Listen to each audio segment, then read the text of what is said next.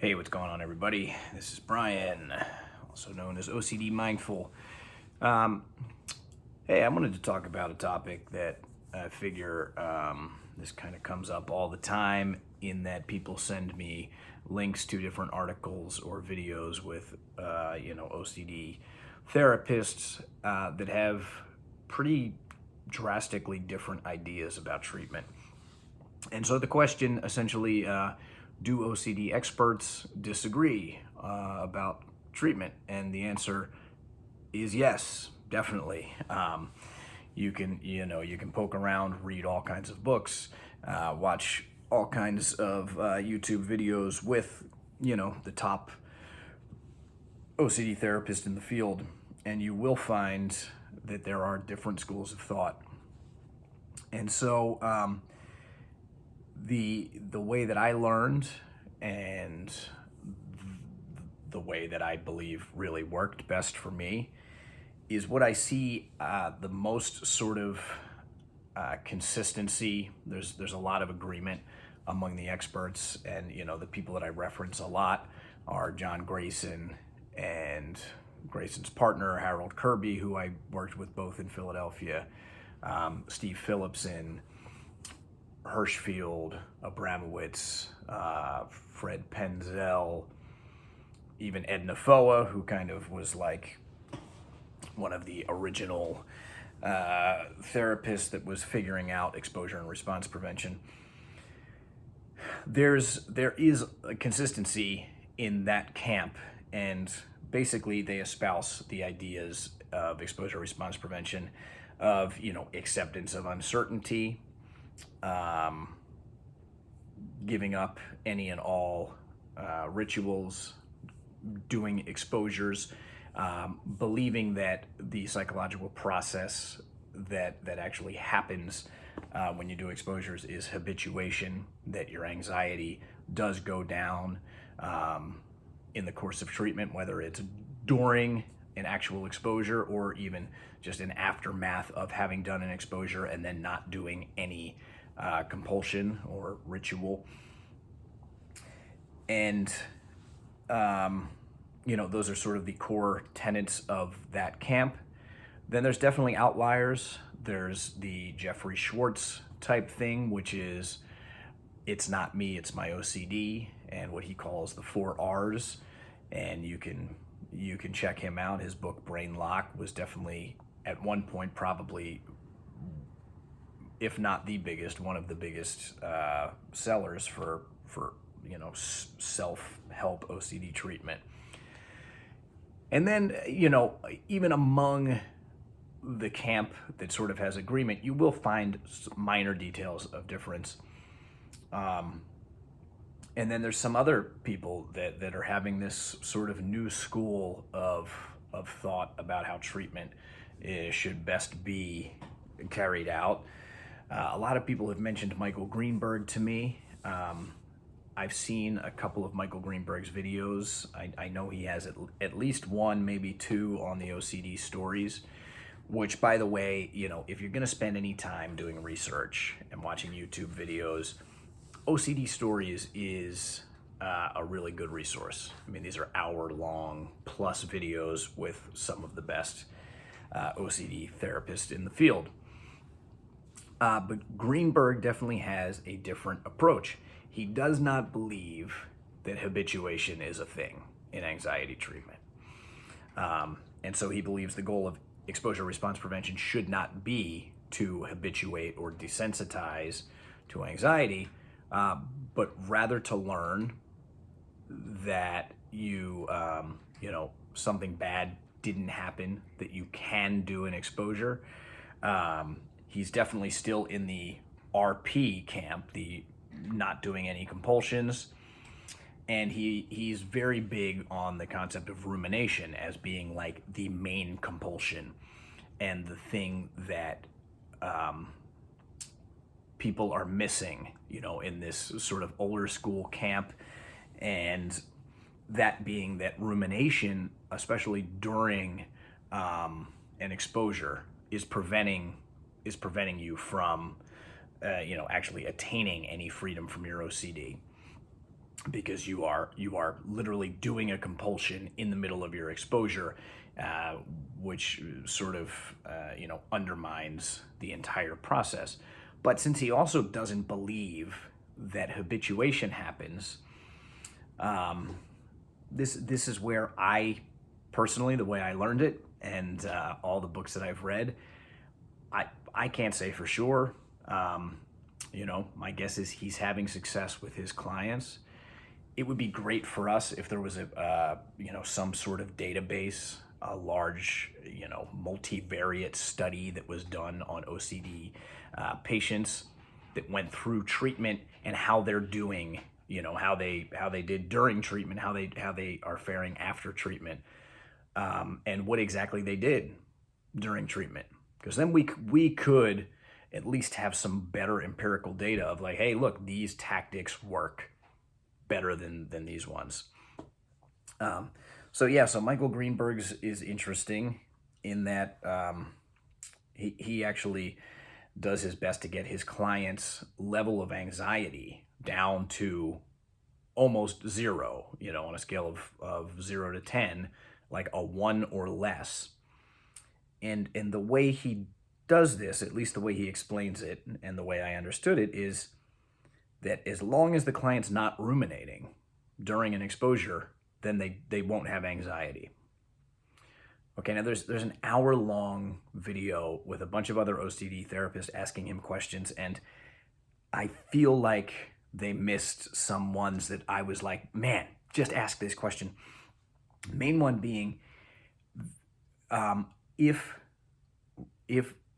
ruminating is a ritual intended to make you feel better, then why would doing that while you were supposed to be doing an exposure, why would that make your anxiety higher? Right? I mean, people ruminate as a ritual to make their anxiety lower. No one asked that. I didn't hear a good explanation of that. To me, that flies somewhat in the face of common sense. The idea that as long as you're not ruminating, you're not feeling anxiety. I mean, I don't know about you guys, but I can say personally from experience, there have been plenty of times that I was not actively ruminating, that my anxiety was through the roof. In fact, as an avid meditator, I have had moments where I was, entirely present with just my body or my breath, or just watching my thoughts and seeing that, there were long stretches where I have gotten very good at not thinking, at not ruminating.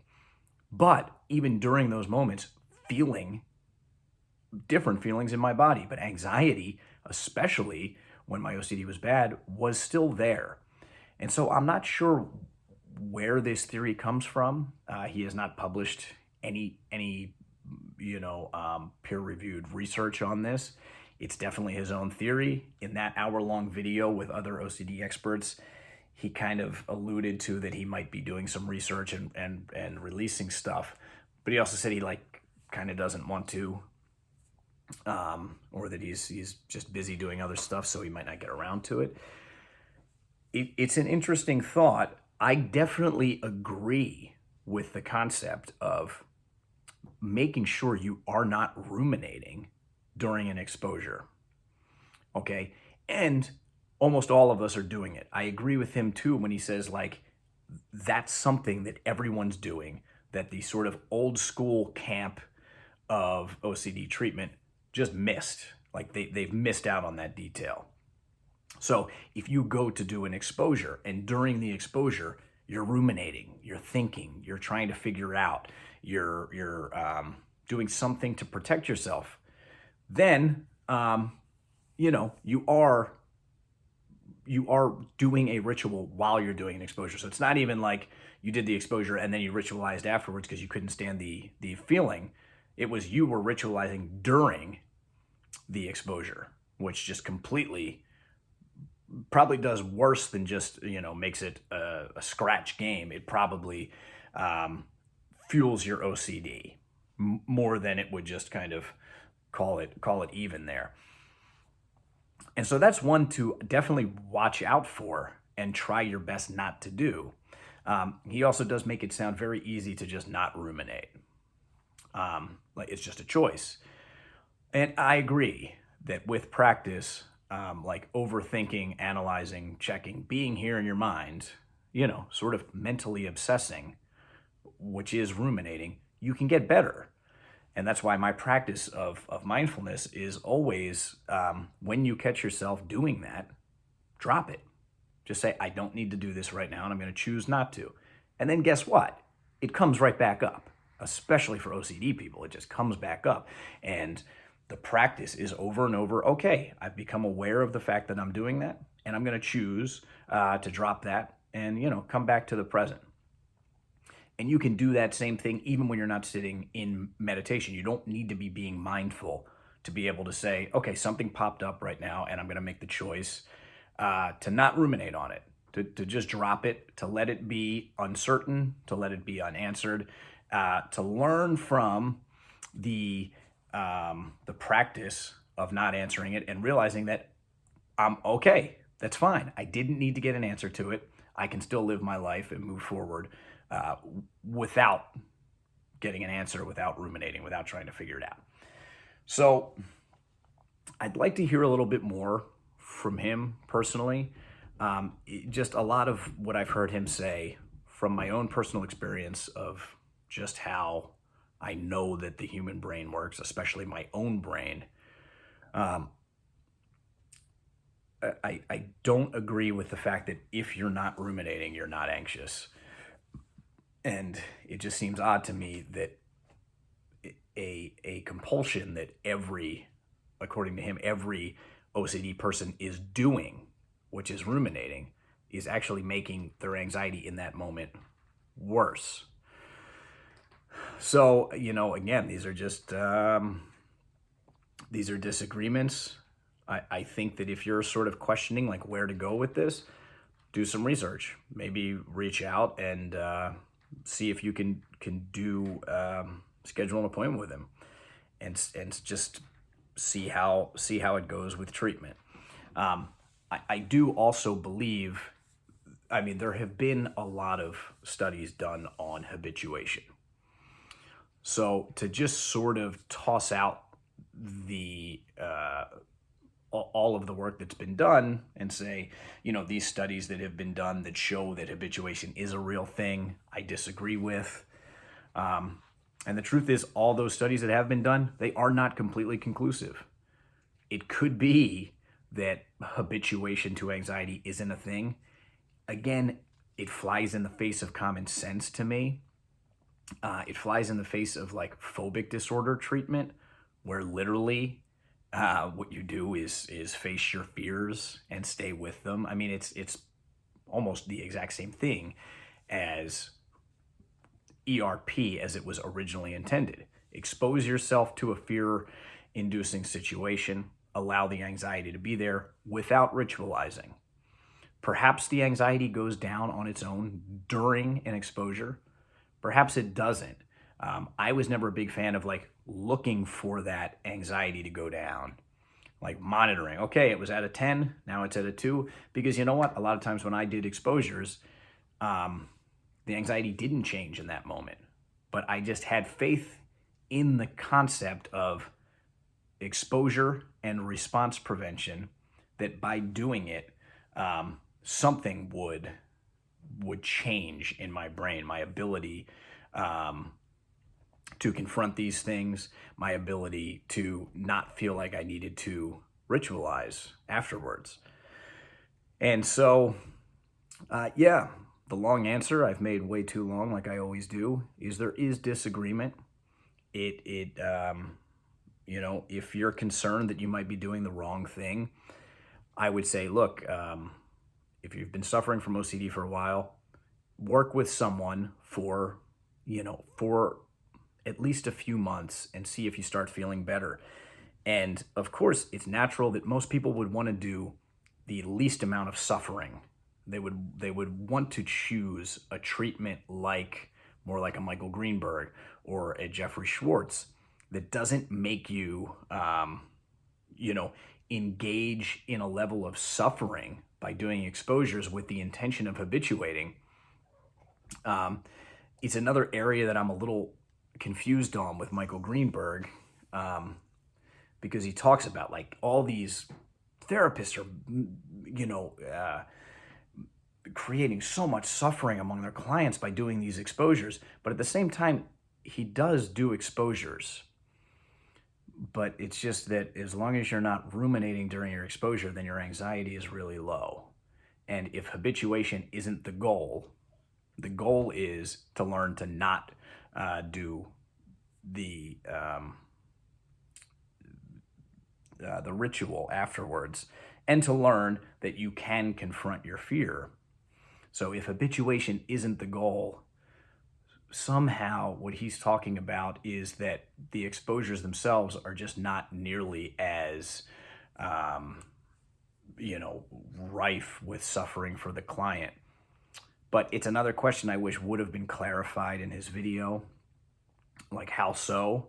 If you're still doing exposures and you're still exposing yourself to the hard thing, I guess perhaps being in a different mindset of not expecting habituation to happen and just doing it with no rumination, doing it, being there.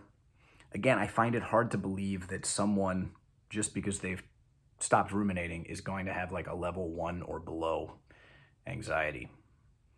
Anyway, yeah, it's a bummer that we don't have consensus among every OCD expert. But, I mean, I can tell you from my own personal experience, doing the Grayson, Phillipson, Kirby, Abramowitz, Reed, Penzel method of exposure response prevention, and coupled with the practice of mindfulness, definitely got me better. But I'd love to hear if you've worked with Greenberg or any of his staff that advocates, you know, the way that they do things. I'd love to hear what your experience has been, because if you are getting better, I mean, if you're really getting over your OCD and you don't have to endure so much suffering in the process, then that's a good way to go. Anyway, thanks for chiming in. I'll see you next time.